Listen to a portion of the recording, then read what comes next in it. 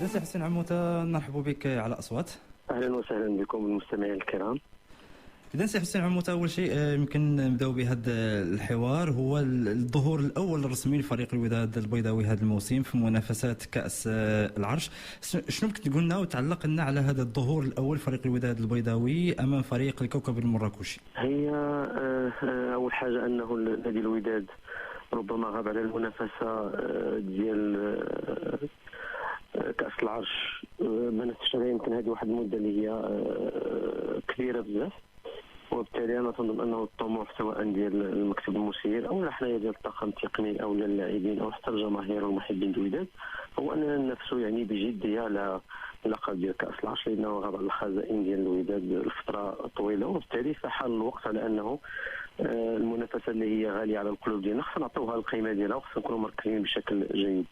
طبعا يعني القرعه وضعتنا مع النادي العريق اللي هو الكوكب المراكشي. المباراه الاولى اللي كانت يوم الاربعاء ما كانتش مقابله اللي هي سهله. الكوكب قدم مستوى جيد، بالمقابل الشوط الاول نادي الوداد لم يكن في المستوى الاول المردود ديالو المطلوب، يعني تصلحت الاوضاع في الشوط الثاني واستطعنا اننا نوصلوا للمرمى ديال الفريق الخصم، سجلنا هدف اللي هو ثمين في مثل هذه المناسبات. لكن يبقى الشوط الثاني اللي هو يوم الاحد ان شاء الله، تيخصنا نعززوا يعني هذا الانتصار ديالنا، وتيخصنا نتيجه واداء خصنا نقدموا مستوى طيب يليق بفريق اللي عنده يعني واحد المنافسه اللي هي مهمه، اللي هي المنافسه الافريقيه ربع النهائي ديال الشامبيونز ليغ. فتيخصنا يعني من الان تنحضروا من خلال هذه المقابلات ديال الكاس ان كل لاعب يكون في الفورمه ديالته ويؤدي المردود اللي المفروض انه يأهلوا على اساس انه ينافس بقوه في الدور ديال الربع النهائي ديال الشامبيونز ليغ. نعم، بمعنى من خلال الكلام ديالك سي عموتة باقي ما غنشوفوش التشكيله الرسميه من خلال حتى المباراه المقبله امام الكوكب المراكشي اليوم ان شاء الله يوم الاحد، يعني ما غاديش نشوفوا التشكيله الرسميه ديال فريق الوداد البيضاوي على اعتبار ربما مازال كتحاول تحضر يعني اللاعبين باش يكونوا في البون فورما كيف ما قلتوا، خصوصا المنافسات عصبه الابطال. انتم عارفين كانت هناك بعض الاكراهات يعني في الاستعدادات ديال هذا الموسم، اكراهات يعني بالجمله، خاصه انه واحد المجموعه ديال اللاعبين ما التحقوش بنا، منهم اللاعبين الاجانب داهو وترى اللي كان شاركين في المقابله امس، حتى كومارا، يعني هذو لاعبين تقريبا يلا التحقوا بنا هذا الاسبوع الاخير، وبالتالي ما خداوش الفرصه ديالهم والوقت الكافي باش ينسجموا. نفس الشيء بالنسبه للاعب النهيري اللي هو تقريبا قبل 4-5 ايام، ولو انه اشركته هو لاعب وتر في المباراه، ولكن نظرا للخصاص اللي عندنا في ذاك المركز، ولكن مع الاسف انه باقي هذيك التوليفه يعني المفروض انها تكون مع البصمه ديال اللاعب اللي هو منسجم وفريق اللي هو منسجم، باقي ما توضحاتش. يوسف رابح كانت عنده واحد الظروف اللي هي شخصيه وغاب تقريبا منذ استئناف التدريب تقريبا واحد 9 شهور ديال الحصص للظروف الصحيه. مجموعه من اللاعبين شيكاتارا تا هو تيقلب على النفسيه ديالته وعلى الروح ديالو وعلى المستوى ديالو، مع الاسف انه اللاعبين ديال المنتخب المحلي يعني تدربوا معنا فقط 2 ديال الحصص قبل هذه المقابله هذه. انتم كتعرفوا يعني اخر يومين ديال قبل اي مقابله ما كتكونش فيها يعني واحد بعض التمارين اللي تكون جماعيه اكثر ولا هذا، واللي تخليهم انهم من خلال هذوك لي جو لي بيتي ماتش ولا هذا الريدوي انهم يلعبوا الدراري. بالعكس نحاولوا نقلبوا اكثر على الثروه البدنيه والاستعداد ديال هذا ديال المباراه، وبالتالي كانت هناك هذه الاكراهات هذه كلها خلاتنا اننا باقي كنبحثوا على التشكيل الاساسي، ولو انه في الوداد هذه السنه هذه ما غاديش يكون التشكيل الاساسي، باعتبار انه يتوفر الوداد الان على واحد المجموعه ديال اللاعبين اللي تيخص كلهم يساهموا يعني في تتويجات الوداد، والكل يتحمل المسؤوليه. طبعا الاستعدادات او ربما الفورمه ديال كل لاعب تختلف على الثاني. اللاعبين اللي انهوا على الموسم الماضي معروف يعني السقف ديال الاعداد ديالهم، لكن مع الاسف اللاعبين اللي التحقوا بنا تقريبا قبل 10 ايام ولا قبل اسبوع ولا قبل 4 ايام، يعني باقي ما لقاوش هذاك الفورمه ديالهم سواء من الناحيه البدنيه او حتى من الناحيه التكتيكيه، الاشياء اللي احنا تعودنا عليها في اللعب بها. نعم سي حسين عموته، قبل ما نرجعوا للمباراه ديال اليوم امام الكوكب المراكشي، نرجعوا شويه لفتره الاستعدادات. الجمهور غيبغي يعرف كيفاش مرت هذه الفتره وشنو ابرز ما كان فيها. هي كان من المقرر ان نسافروا للبرتغال، المعسكر تقريبا واحد 22 يوم. مع الاسف الاكراه الاول اللي كان هو استدعاء تقريبا 7 ديال اللاعبين للمنتخب المحلي، وفي ظل غياب او 7 لاعبين اللي هما اساسيين، في ظل يعني عدم حضور يعني في الوقت المناسب اللاعبين الاجانب اللي غادي يعوضوا مرتضى فال وجبور وفابريس اوندانا. فكان يعني من البديهي اننا نلغيو هذا المعسكر هذا، لانه ما يمكنش نمشيو نسافروا وندخلوا في واحد المعسكر حنا في انتظار لاعبين اللي خصهم يلتحقوا بنا. طبعا الفتره الاولى اللي كانت هي ديال 11 يوم كانت في مدينه اكادير كانت جدا مميزه، وكان يعني الالتزام فيها ديال اللاعبين اللي موجودين معنا، كان الاداء ديالهم والتركيز ديالهم كان جدا عالي. طبعا رجعنا للدار البيضاء، مع الاسف انه الملعب ديال بنجلون تعرف واحد الاصلاحات سواء على الارضيه ديال العشب ديالو او على المرافق اللي كلها، يعني رئيس النادي كيبذل واحد المجهود كبير باش يخليها تكون اكثر اريحيه بالنسبه للاعبين واكثر راحه بالنسبه يعني للفريق ديالنا. مع الاسف كان عندنا هذا الاكراه الثاني، هو انه كنتنقلوا ما بين الدار البيضاء او الرباط، وفي البحث على ملعب اللي ممكن اننا ندربوا فيه. مع الاسف انه بعد الفتره ديال اكادير اكتفينا فقط بفتره واحده ديال التدريبات يعني في اليوم، على الرغم من انه كانوا بعض اللاعبين محتاجين انه تكون جوج فترات، لكن عدم يعني تواجد يعني مكان اللي ممكن يخلينا نكونوا مرتاحين في التدريب ديالنا، فخلينا فطئنا على انه يكون فقط تدريب واحد. طبعا كان هناك يعني مخطط على اساس انه في انتظار هاد اللاعبين الاجانب يلتحقوا بنا اننا مثلا نسافروا لاسبانيا او للبرتغال باش نلعبوا على الاقل واحد 3 المقابلات في مستوى عالي اللي يخليوا الفريق ديالنا انه يدخل في ديك الاجواء التنافسيه عبر واحد الايقاع ديال الانديه الاوروبيه. مع الاسف انه تاخر اللاعبين الافارقه الالتحاق بالفريق خلانا اننا نلغيو المعسكر في انتظار يعني تواجد اللاعبين. وطبعا في الوقت اللي تواجدوا فيه اللاعبين فما بقاتش يعني على المباراه الاولى تقريبا فقط يعني اسبوع، وبالتالي تنظن انه الاعداد هذه السنه هذه ما كانش في المستوى نظرا لهذه الظروف اللي تكلمت عليها. تنتمنى انه اللاعبين ديالنا يركزوا في هذه المقابلات اللي جايه، لانه الاكراهات مهمه والمقابلات كلها بالنسبه لنا مهمه، سواء بالنسبه لكاس العرش اللي المفروض اننا ما نخطئوش فيه، لانه الهزيمه تعتبر يعني الاقصاء من هذه المنافسه. ثم عندنا ربع النهائي ديال الشامبيونز ليغ اللي هما هذه كلها كؤوس اللي لا تقبل يعني الخساره، لانه ما فيهاش تعويض. ما زال انه الدخول في الدوري عنده تعويض، انه كاين 30 مقابله ممكن انه الفريق يخطا او يمكن يرجع يعني في الفورمه ديالو ويرجع في النتائج. اما بالنسبه لكاس العرش وكاس الشامبيونز ليغ الافريقيه فظن انه غير مسموح لنا ان نخطئوا. اكيد، وربما هذا الشيء من خلال الانتدابات يمكن تحاولوا تغلبوا على هذه الاكراهات اللي واجهتوها، خصوصا من ناحيه ديال الاعداد. بالنسبه للانتدابات اللي اكيد كيسول عليها الجمهور الودادي، شنو ابرز الانتدابات اللي قام بها الفريق، وشنو شكون هما اللاعبين اللي يمكن انهم يسرحهم خلال هذا الموسم سي عموته؟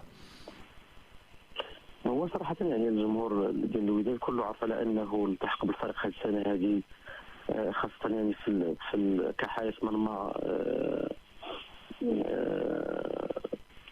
او ربما في الدفاع كله، نقدر نقولوا في الدفاع كله. يعني الهاشمي ربما كان اول الملتحقين يعني بالفريق، النهير التحق بنا يعني في اخر يومين، وهذو لاعبين يعني عندهم التجربه ديالهم واللي كيلعبوا اكثر من مركز، وهذا ربما هما اللاعبين اللي حنايا كنحتاجوهم داخل الوداد. طبعا في وقت متاخر ايضا التحق بنا يعني المدافع كومارا اللاعب الايفواري، ثم المدافع اللي كيلعب مدافع اوسط وظهير ايسر اللي هو محمد واتارا لاعب ديال بوركينا فاسو.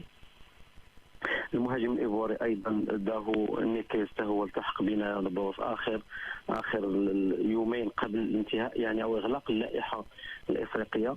يعني ولو انه عموته كان يفضل انه يكون عنده اكثر اختيارات، يعني خاصه بالنسبه للمهاجم اللي ممكن نشوفه يعني واحد الاسبوع في مباراه وديه، او لا شي لاعب اللي تكون عنده واحد الاسم اللي هو كبير. مع الاسف المشكل اللي لقى الوداد هو انه الاسماء كلها اللي هي مميزه كلها تنتمي للانديه اللي شاركت يعني في الكؤوس الافريقيه، وبالتالي يعني حتى ولو تعاقدنا مع مهاجم من العيار الثقيل في الانديه اللي شاركت فممنوع عليه انه يعني يشارك في الربع النهائي امام فريق ديال جنوب افريقيا، وبالتالي كانت يعني تقريبا الاختيارات يعني جدا يعني مقلصه ومحدده، وبالتالي فتنتمنى انه هاد اللاعبين اللي تحقون لنا في اخر الرمق في اغلاق اللائحه انهم يعني يؤدوا بشكل جيد وانهم يندمجوا مع الفريق ويعطوا يعني الاضافه اللي هي مطلوبه. طبعا في حراسه المرمى ياسين الخروبي اللي غادي يعوض الترناوتي اللي اظن سيلتحق بين قوسين يمكن باتحاد طنجة. طبعا في وسط الميدان الهجومي محمد اولاد اللي مع الاسف انه لما التحق بنا ما كانش جاهز 100% او حتى على الاقل 61 او 70%، والان فهو تيعاني بعض الشيء لانه هو عنده اعداد اللي هو يعني انفرادي، وتنحاولوا اننا نطلعوا عليه الفورمه ديالته باش يكون جاهز سواء في المقابلات ديال الشامبيونز ليغ او في البطوله، وحتى في المقابله ان شاء الله الكاس اذا بقينا في المنافسه. تقريبا هذه هي ابرز الانتدابات اللي قام بها نادي الوداد. كنتمنى لهاد اللاعبين كلهم يعني التوفيق، وان شاء الله يعطوا الاضافه يعني المطلوبه ويفرحوا الجماهير ديالهم. نعم. بقات لائحه المغادرين سي عموته. لائحه المغادرين تنظن انه من خلال هذا اليومين اللي جايين او 3 ايام ستعلن لائحه المغادرين، فخص يكون فيها واحد التراضي حتى بالنسبه للاعبين اللي خصهم انهم يوافقوا على اساس انهم يتعاروا. بعض المرات وفي اكثر الحالات فهي المصلحه ديال هاد اللاعبين، لانهم في ظل ربما المنافسه اللي غادي تكون قويه هذه السنه هذه، انا ارتقي على انه بعض اللاعبين اللي عندهم بعض الامكانيات خاصه اللاعبين يعني الشباب انهم يلتحقوا بانديه اللي عندهم فرصه كبيره انهم يلعبوا فيها وانهم يشاركوا وياخذوا ديك الايقاع ديال التباري، والايقاع ديال التباري دائما ما كيخلي واحد الفرصه كبيره ديال التطور ديال اللاعب من جميع النواحي التقنيه والتكتيكيه والبدنيه والذهنيه. احنا بصدد يعني النقاش والتكلم مع واحد المجموعه ديال اللاعبين، وان شاء الله في هذه الايام هذه اللي جايه غادي نحددوا اللائحه بصفه نهائيه بحول الله. سي عموته يعني باش نحاولوا نختموا هذا الحوار هذا، وكنشكرك مره اخرى على الاستجابه لدعوه اصوات. فهناك بعض الاخبار اللي كتحدث على جيبور، عوده جيبور، الاتحاد ما بقاش باغي جيبور، غادي يرجع للوداد، وحنا خاصنا اكيد مهاجمين في فريق الوداد البيضاوي. شنو كتقول يعني بعجاله على هذه الاخبار هذه؟ سمعت انا تابعت شي شويه يعني هاد الاخبار هذه كلها، وتابعت حتى النتائج ديال نادي النصر السعودي والمستوى ديال جبور. طبعا جبور عنده بعض الميزات اللي هي خاصه، وماشي اي نادي وماشي اي مدرب ممكن يعرف هذيك الميزات. التواجد في البطوله السعوديه فهو صعيب جدا على اللاعبين الاجانب، على المدربين الاجانب، لانه الجماهير والاعلام تما ما تيرحمش. تنتمنى كل التوفيق للاعب جبور اللي صراحه لاعب عنده اخلاق اللي هي مميزه واخلاق اللي هي كبيره، واللي صراحه دافع على الالوان ديال الوداد يعني بواحد القتاليه وبواحد الاستماته وبواحد الروح اللي هي عاليه. كنتمنى له كل الخير يعني في المسيره ديالته الاحترافيه خارج الوطن، وطبعا اذا كانت هناك فرصه انه يرجع ويتالق مع الوداد فمرحبا به في اي وقت.